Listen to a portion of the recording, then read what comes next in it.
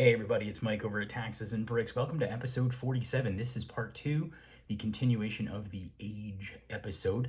We're going to be running through everything above the age of 30 today. But first, I want to apologize. Last week, I just didn't get a chance to do a Wednesday Lego video or a Friday mailbag. It's tax season. This time of year, my life is a lot like carrying around 10 pounds of sand in a 5-pound bucket. In fact, I'm fairly certain that's going to be the first line of my obituary one day. Here, Mike Fine carried around 10 pounds of sand in a 5-pound bucket. I don't know. Some things just got to spill over the side, and, rightfully so, I tried not to make it people's tax returns that fall over the side, and in this case, things like a YouTube video. So enjoy episode 47. This is the age episode part two. Hopefully we'll get a Lego video in this week on Wednesday. Hopefully we'll get a mailbag in on Friday. If not, we'll pick up when we can after tax season's over and we file that last tax return or last extension, as it may be. Ooh, speaking of which, gotta put myself on extension. Yikes. This video is rated TAX and contains occasional ramblings, mild attempts at humor, self-deprecation, irreverence, brief numerical examples, and adult tax and accounting advice that may not be suitable for all taxpayers. Viewer discretion is advised. Before following any of the advice in this or any of our videos, you should always consult with a tax professional. Thank you. All right, so what comes next? Everyone always thinks, you're 30 and there's nothing, maybe retirement or whatever it is. I beg to differ. Because at 35 years old, you can be elected to the presidency of the United States, or you can become a United States Senator. Exciting. 35. Get it together, kids. You got your 20s and your 30s to really clean up your record. 35. That's the year. Let's make it happen. All right. 40.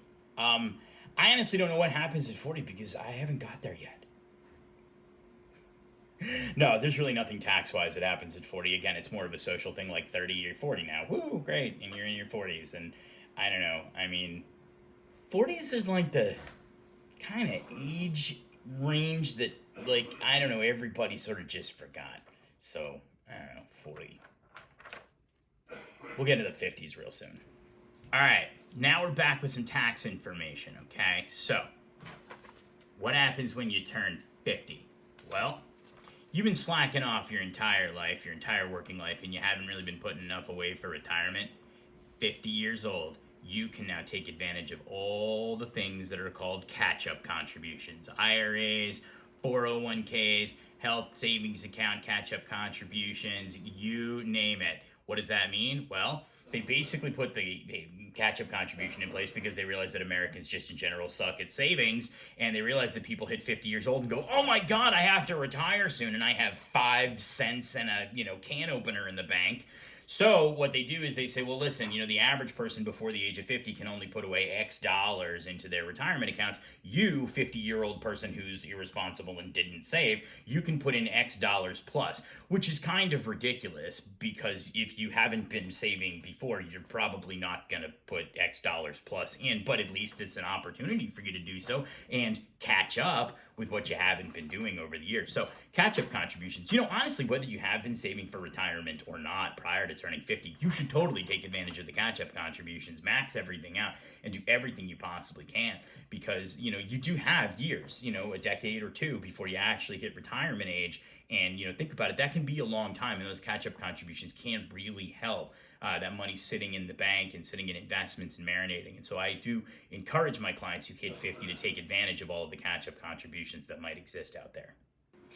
All right, next on the list is kind of a weird one. It's 59 and a half. At 59 and a half, that's when you can start to withdraw money from your retirement accounts without being penalized. See, prior to turning 59 and a half, if you took money out of, say, a 401k or an IRA early, there are excise tax penalties in most years when we don't have a pandemic going on. And the penalties go away when you hit 59 and a half, and you can just start taking money out because they figure at that point, some people might start retiring, might start slowing down at work and not collecting as much money from their jobs and maybe want to supplement it or whatever. Obviously, to the extent that you can, you should hold off pulling any money out of retirement until you absolutely need it or you're in your 60s or 70s. But 59 and a half, you start taking money out of your retirement accounts, penalty free.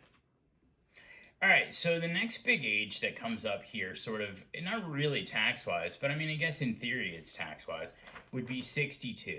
Okay, what happens at 62? 62 is the year that you can start taking your Social Security. It's considered an early Social Security withdrawal or distribution. And that's fine if you want to start taking your Social Security early, if you've worked it out with your financial advisor, or you've spoken with somebody, or you just need the money. And whatnot. There are some perils to doing this. Number one, because you will not have reached full retirement age. If you're also working and collecting your Social Security, there's a chance that depending on how much you make from your W 2 job or your self employed business or whatever, Social Security Administration can start to claw back some of your Social Security and reduce it the following year. Okay. Also, too, something you got to be concerned about there is that the more income you have on your tax return from W-2s or 1099s, you add to that Social Security income at 62. If you're still in a relatively high tax bracket at that point, more of your Social Security income could be taxable.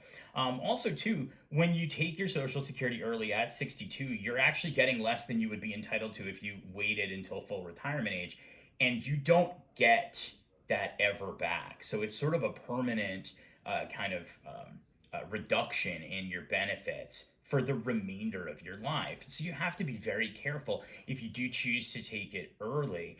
It's kind of an irrevocable decision and it can have consequences. But if you've sat down and you've run the numbers, then that's probably fine for you. Then go right ahead. But 62, you can start taking your Social Security early.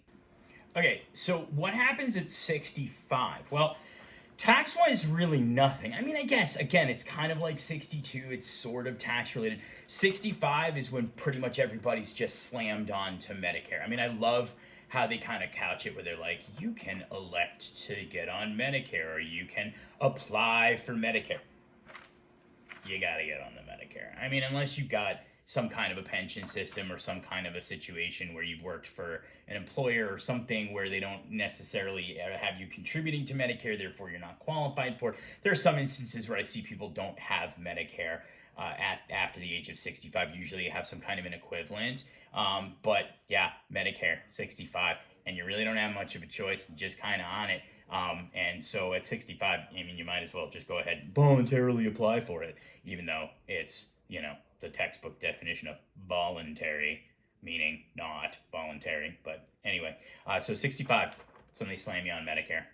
All right, so 66 is kind of a big year, and I'll tell you why. Because we get to kind of break up 66 a little bit here, and not the road, but the age.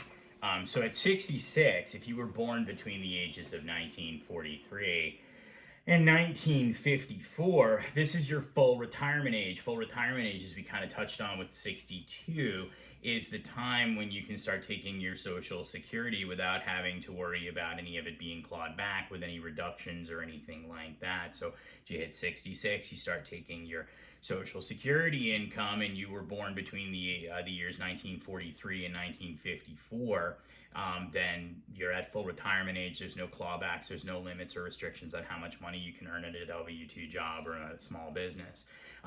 If you were born in 1955, okay, your full retirement age is 66 and 2 months, okay? Same situation. That's your full retirement age. So if you're at 66 and 1 month and you were born in 1955, just wait 30 days to take your Social Security so you're at full retirement age. 1956 is when you were born, 66 and 4 months, okay? If you were born in 1957, it's 66 and 6 months. 666, woo! All right, 1958, your full retirement age is 66 and 8 months. 1959, your full retirement age is 66 and 10 months. All right, so born in 1960 or later, full retirement age is now 67. So for those of us in our late 20s, we've got to wait until we are 67 years old before we hit full retirement age, okay? Because I was certainly born after 1960. I mean, I was born in the 90s. Should have started lying about my age years ago. Anyway, 67. born in 1960 or later, that's your full retirement age for Social Security purposes. All right, 3 more ages to go, and I'll let you get back to doing whatever it was you were doing before you sat down and watched this video and probably have, I don't know, brain freeze at this point. Okay, 70 and a half. What happens at 70 and a half? Well, this is a topic of conversation that really pisses me off because this is the year when, if you were 70 and a half prior to January 1st of 2020, you are required to start removing money from your IRAs and 401ks and other pre-tax retirement accounts. I'll get into why that irritates the living garbage out of me in another video. Maybe I'll rant.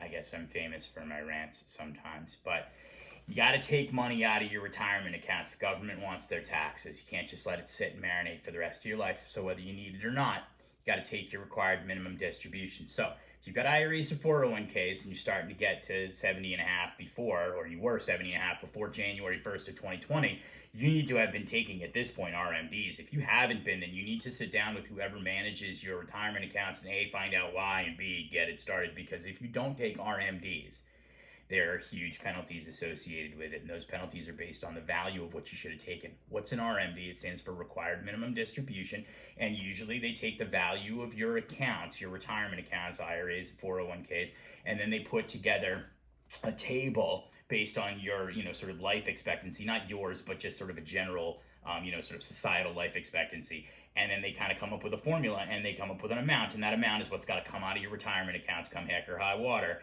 every single year until you're gone, okay? And 70 and a half is the age where if you were 70 and a half prior to January 1st of 2020, you need to start taking RMDs. Now, they did suspend required minimum distributions in 2020, and they often will do this when there's some kind of catastrophic, economic event, or in this case for 2020, there was the pandemic. So they said, well, okay, let people leave their money because the stock market went down, and we don't want to make people pull their money out necessarily when there was sort of a quote-unquote artificial dip in the market. So they did suspend them, and from time to time they do, and as I've been doing this now for a while, I've seen them suspended once or twice before, but in general, you got to be taking your RMDs every single year, okay? Now, if you turned 70 and a half after January 1st of 2020, actually, your RMD age has gone up now to 72, okay? So for those who were not 70 and a half on January 1st, 2020, 72 is your RMD age now, okay? So yeah, you can wait a little while for your RMDs at that point, but same rules apply though. 72, you got to start taking your RMDs, and if you don't, just do it. I mean, again, I don't think you have to, I don't think you should have to, and I disagree with it entirely, and nobody's ever been able to give me a good example except for the government wants their money. But that's not a good enough reason for me, so it irritates me that this has to happen because I think people should be free to just not. But, whoop, dipping into the rant, we're just talking about ages today. Reeling it back in. Get to the last age here in just a second. All right, well, it shows you the last time I watched morning television because I was just told that Willard Scott doesn't do this anymore, but like when people turned 100, you got like Willard Scott to announce your name and whatever, and I was just told Willard Scott doesn't do that anymore. I don't even know if Willard Scott's still alive. Maybe he is, maybe he isn't. I should probably have researched that before I said it. Anyway, 100 years old, but you still get your name on television because I think the Today Show still does the 100-year-old thing, maybe. Again, I haven't watched morning television in a very long time because usually I'm here at the desk working and whatever. So 100, woo, you get a century. That's kind of a big deal. And so, yeah, you get your picture on the back of a Smucker's jar, whatever, on the Today Show, maybe. I don't know. Wow, so thank you for hanging in there for the age episode. I hope you found some of that informative and whatnot. A lot of ages to go through, and there are other things too, that happen at different ages. I mean, I probably missed a few little things here and there, in a couple of ages, but really for the most part, those are really the benchmarks for sort of what I consider to be kind of life and taxes and Social Security and certain investment-y type things and whatnot. So I hope you enjoyed it. Hope you found it informative. And I hope if you have one of those birthdays coming up, you certainly take advantage of or heed whatever is going to happen for you at those particular ages. Thank you for watching today's episode. Don't forget to like and subscribe. We are over 100 subscribers now, trying to get up there a little bit higher. So keep sharing our content with your friends. Thank you so much for your support. Stay tuned Wednesday. We're going to be back with another exciting Lego day, and then we'll be back with Mailbag Friday. So thanks for watching.